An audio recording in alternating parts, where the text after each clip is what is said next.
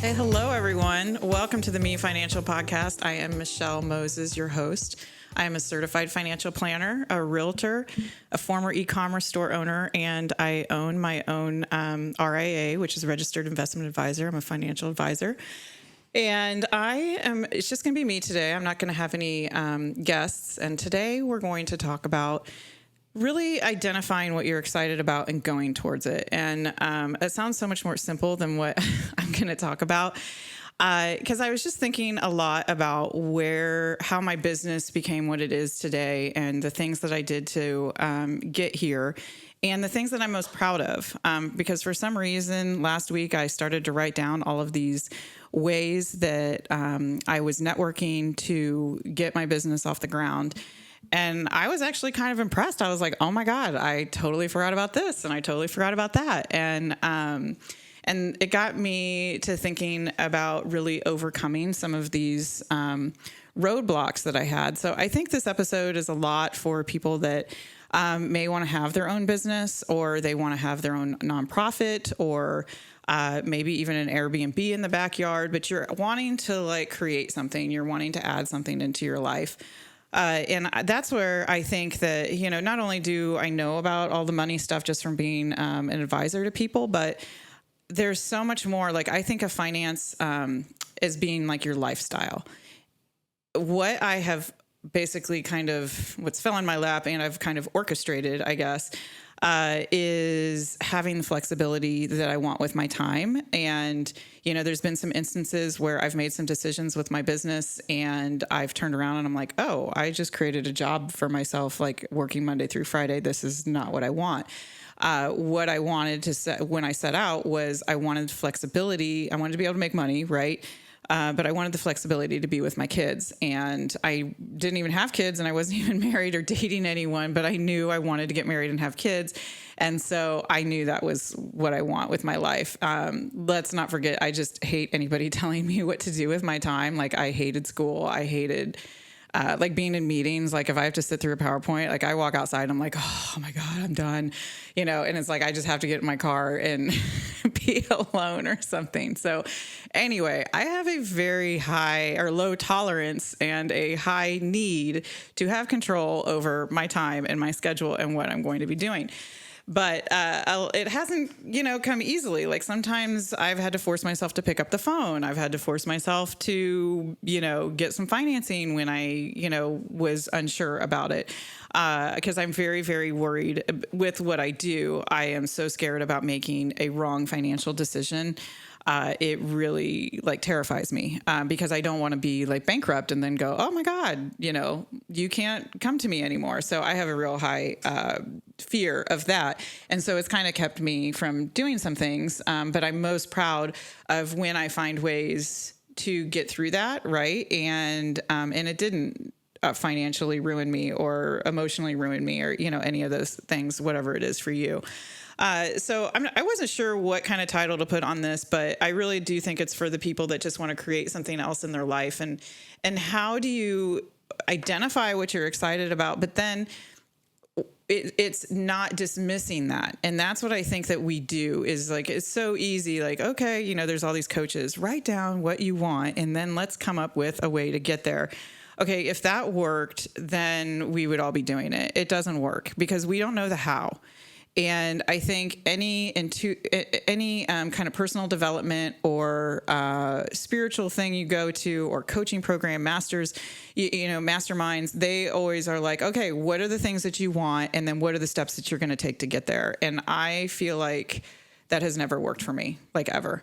I have always had to come up with what I'm excited about. And then oftentimes I'm like, no, that's not possible. And then I have to come back around and say, no, you need to at least explore it to see if it is possible. And that is kind of what I want to talk about is what are those next little steps when you're so scared and you think that you're not qualified to make these steps or to have these things in your life.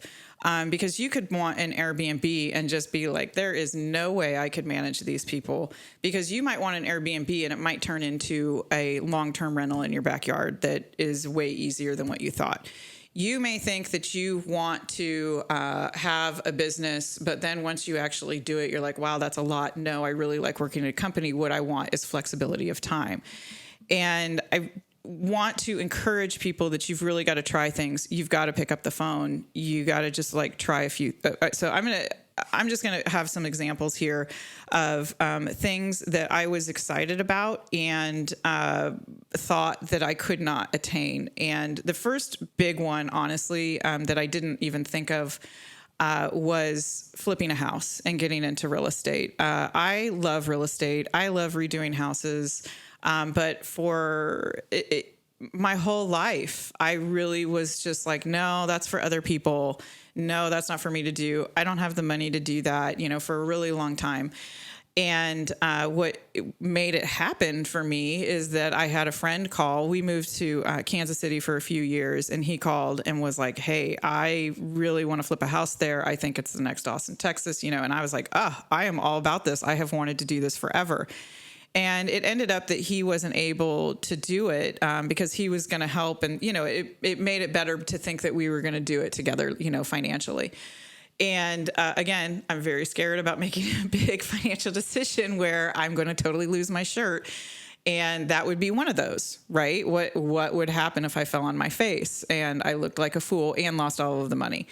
That is a totally extreme, right? But we all have these thoughts.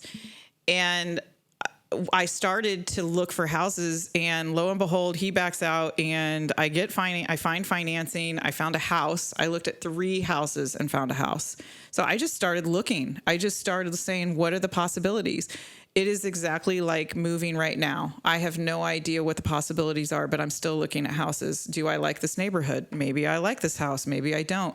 And so what I'm telling you is not anything that's, earth-changing or that you haven't heard anywhere else. But I really want to give some examples of how to do these things, and they can apply. And I guess what I'm talking about today is more lifestyle rather than just, finance and money itself. But when I think about finance and when I think about money, I think about lifestyle. I'm not just thinking about your IRA and what it's invested in. Mostly what I'm thinking about is what kind of lifestyle do you want? That's what you're thinking about when you want to retire. That's what you think about when you're working, and what kind of life do you want? You can't always be working and being like, oh, I'm just going to pay my bills. I'm going to pay my water bill. Like, that is not exciting. You're going to want something else in your life that you want to go towards. So right now, I'm excited to make money because I do want to invest in real estate. I do want to maybe redo a house or redo commercial property or something. I want to be ready when the right opportunity comes along. And so it is helping me to not buy the new throw pillows, to not buy the new lamps, all those little things that I kind of want to freshen up in our house. What I want more is to do all of this investing. And so I would rather save my money than do that. And so it's just these little, things that you say to yourself every day, right? That, make a difference. And so me not buying the new throw pillows is not, a $75 throw pillow is not going to add up to a $500,000 piece of real estate. But if you add all of that up, and I know that I want to do that, it will help, right? But it does keep me motivated to generate more business. And that's what once I did everything, I was like, I just need to go earn some more money. And I am in the position of, having the experience with my business so that I can then go out and say, yes, I'm going to go try to create some more opportunities to make more money. And what I was excited about was getting my real estate license. So I just became a realtor about a year ago. And, every single person, what are you going to do with it? What are you going to do with it? I'm like, I don't know. I have no idea. I'm just really interested in it. I really want to get into it. I'm going to see where this goes.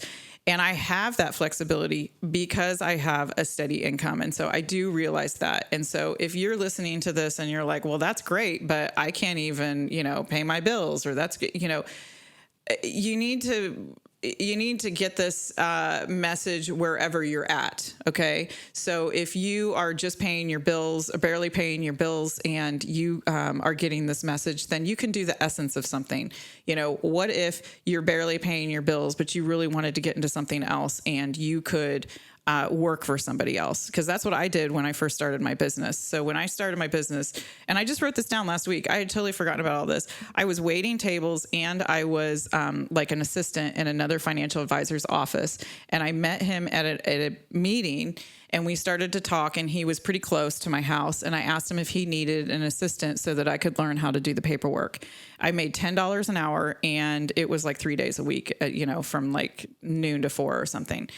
And it was perfect for him. Like that is exactly what he needed. And it was great for me because I was working in his office. And then when I got clients, he would help me with the files to make sure that I wasn't, making really a wrong decision or anything.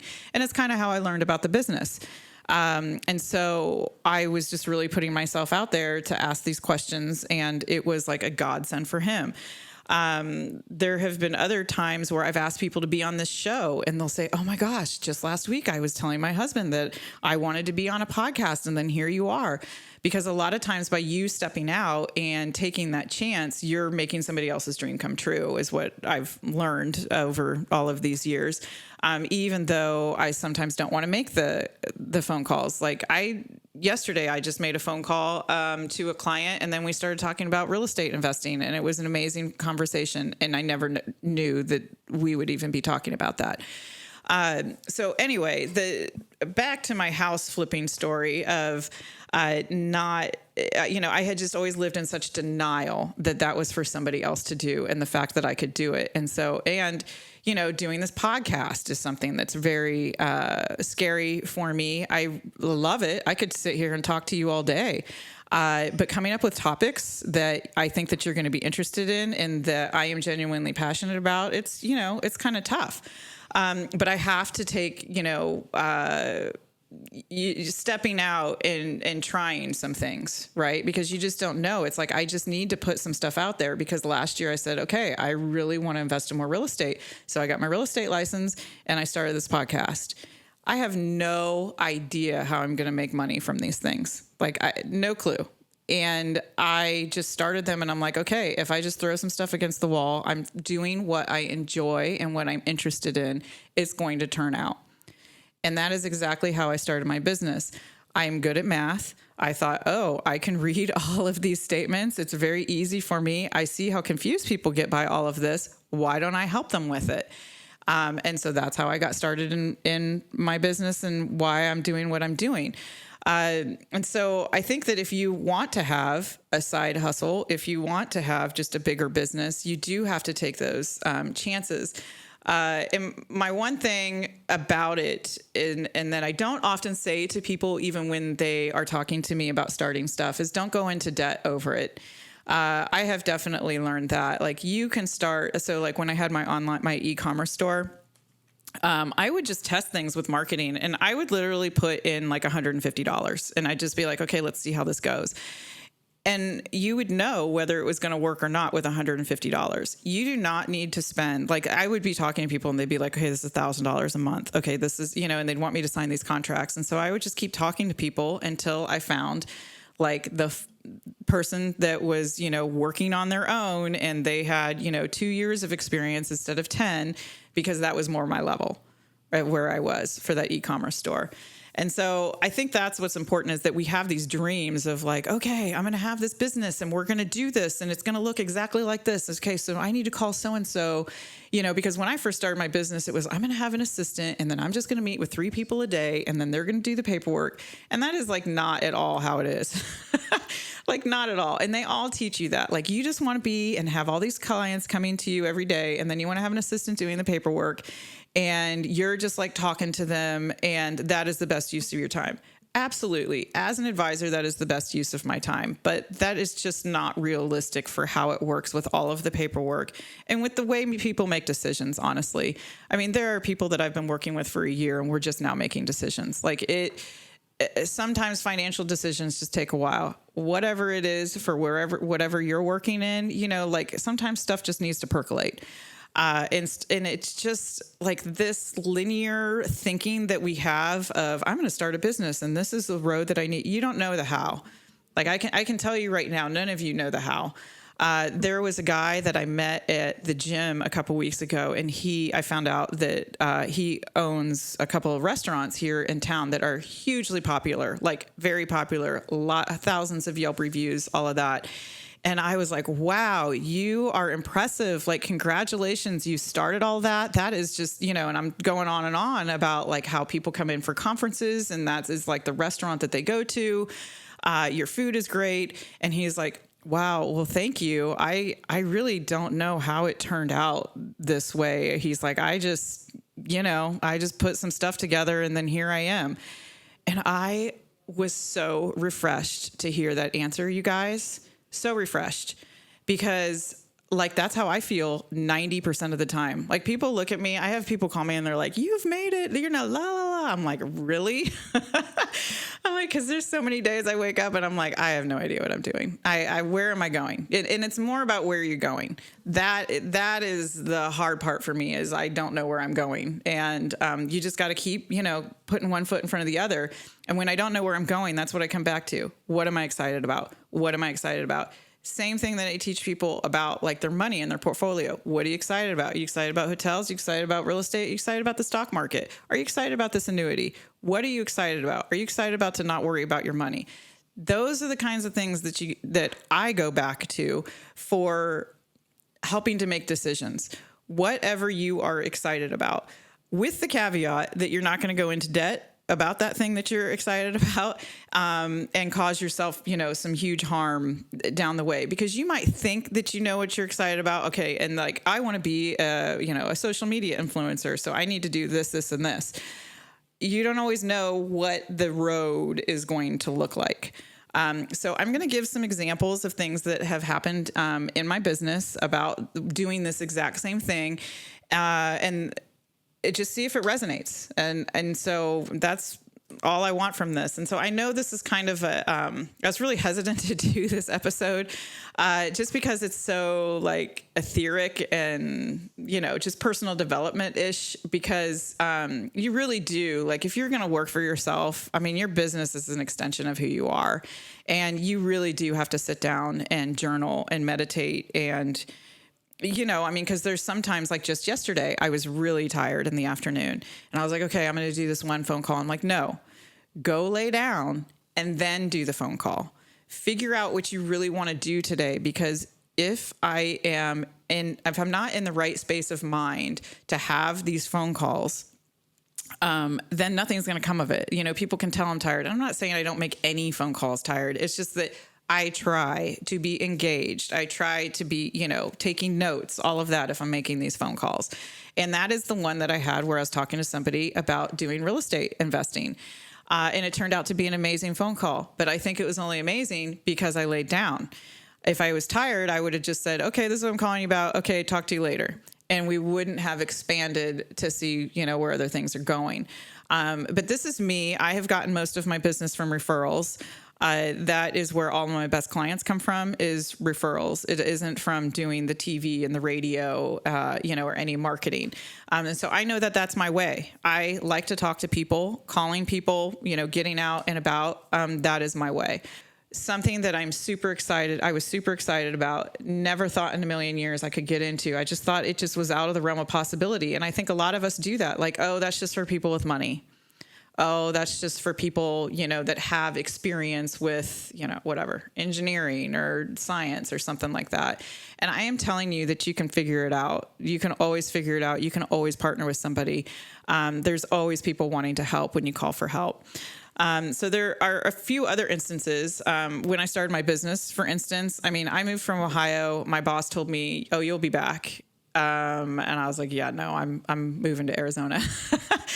There's other instances when I was starting my own RIA. So an RIA is your own financial planning firm. Okay. And so basically I don't have somebody like, I don't even know a company, one of the big financial planning companies, like a UBS or something. Like, if I worked for them, they would be telling me exactly the things that I could sell, the products that would be available to my clients. And then I would give them like part of a percentage of what I make.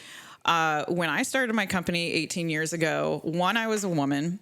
And two, this RIA thing was kind of like new and is like cowboy land. And I was like, no, this is what I want. I don't want to give. I want to keep, all of the fees that I make. And I want to make, obviously, I wanted to be in control of my schedule. Because that's also my number one thing. I don't want anybody telling me that I have to be somewhere for a certain amount of time or whatever. So I started this RIA, and I started it just by making some phone calls of people that I knew. And I said, do you know a lawyer that could, because there's these big, huge law firms and you can pay $10,000 and get all this paperwork. Well, of course, I found the one guy that has, like a paralegal and then just him. And he was able to do it for it was seriously like $1,000 or $500. And so I at least got the legal structure. I had somebody that I could call about my compliance. I had somebody that I could call with questions to get me to other people. And it's the exact same thing when I wanted to put alternative investments into my, people said I was crazy. It's too much risk. And so these alternative investments are basically money that you would take inside your IRA and you would invest it in real estate. So like hotels, apartments, and self-storage facilities. Okay. And these are investments. But you're basically giving your money to somebody and you're trusting them that they're going to run their business the way that they say that they are. And then they're going to give you the interest and the dividends and then your money back. Well, a lot of times you'll give $50,000 to these and then you hear them from the SEC, like they ran off with the money. Because this stuff does happen. And so it is a huge risk for these big companies to sell these alternative investments because of that. You're taking $50,000, you're putting it in one investment versus, maybe, or, you could take more, but the minimum is usually 50. And you're taking 50,000, you're putting them in these investments, and it's different than taking 50 and splitting it up between, 10 different exchange traded funds or stocks. You aren't as well diversified. And so because of that risk, the larger firms didn't want to have a part of it. But I was like, no, I feel like this is it. Like my intuition was going crazy with this 10 years ago. I was like, no. This is the way. I don't want to just be in the stock market. And so I literally had the plan for the day. I got on LinkedIn and I just started calling people like, hey, do you know anybody that does alternative investments? And so then by the end of the day, I had 2 conferences that I could go to. So I booked those conferences and I started going to them. I started to get the word out to people that I knew. And so then you have people knocking on your door, obviously, because they want to sell me these investments. And then I went to a due diligence conference, that teaches these big companies, they're called broker dealers. They teach them how to go over these investments. So I just signed up and I went. I guess I'm the compliance officer for my business. I was at the time. And, or I guess I am now too, but I was the one doing all the due diligence on this. And then once I went to that conference, I was like, this is it. I'm like, this is not, I think a lot of times people make it out to be like such this huge deal, but then once you start to get into it and understand it, it's not as big of a deal. And this wasn't these people were not lawyers. They were not, they had just been in the industry like me. And so that gave me a lot more confidence, to start it. And it has been the best thing ever for my business. I get so many clients from this because other people don't do it. Other people are not willing, they're not willing or, they're not allowed to give advice on these types of investments. And I'll give them advice, on everything. And, I've just stuck to my guns and that's how I've gotten clients. There have been other things like, I think getting my real estate license, I wasn't sure how to do that. I mean, that's pretty easy. You can look up. But the point of it is to not deny those things that you're excited about. And I've talked about this in other episodes about having an essence of what you want. And so it's kind of like if I want the essence of getting into real estate, then looking at houses, going to look at houses. I'm going to a class tomorrow about mortgages or loan financing options for renovations. I'm just trying to learn. And so I just want to encourage you, I guess it's just go after your dreams, right? And that it can be figured out. It's not, everything is the same. in life. Like the way you do one thing is the way you do everything, right? And so we could apply this to starting a business, but I can also do it with money and just cash. What are you excited about? Are you excited about stocks? Do you like ETFs? Do you just not want anybody to do anything?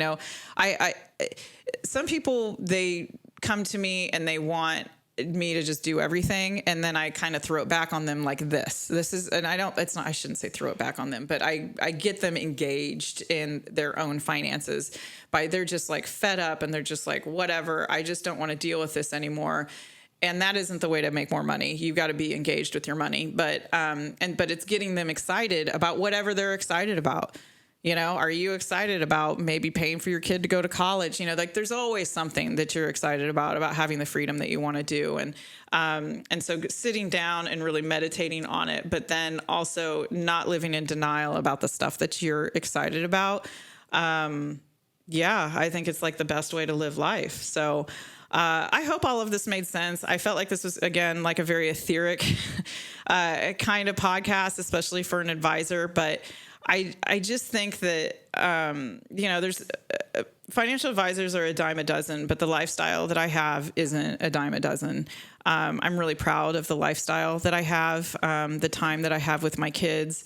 I'm able to take weeks off work and not, work for a few hours a week. That's another thing I did. I had a mastermind for a 4-hour work week. Because I really wanted to implement the 4-hour work week. This is a good one. I'm going to not wrap up the show. Is that I wanted the 4-hour work week so bad. And at the time I had my financial advising firm, but then I also had the e-commerce store because, I wasn't making any money when I started my business. And so I had my mom gave me this e-commerce store. I grew it and lived basically off this store for a while. And when I read the 4-hour work week, it's all about living off the internet and having people ship stuff. And so I was 100% into this e-commerce store. I was like, this is it. This is where I'm going. This from this book, this is what it says. But then as I got into it and, Amazon was just getting big then, I was like, man, I'm going to have to put like a lot of money into this to make this last, which I'm glad I didn't. It never would have with Amazon. But, I thought I would be going in that direction versus, the financial advising was where it was at. And thank God I didn't leave it because it also gives me, I charge a fee on managing assets. I might make residuals on insurance sales, like health insurance and life insurance and stuff like that. And so it does give me that residual income. I didn't want to be making the sale. My husband's a recruiter. And he would have to recruit and then he's starting all over, recruit and starting over. And that's not what I wanted. I'm not good at that. I wanted like a steady stream where, I could take weeks off of work and it wouldn't affect my income.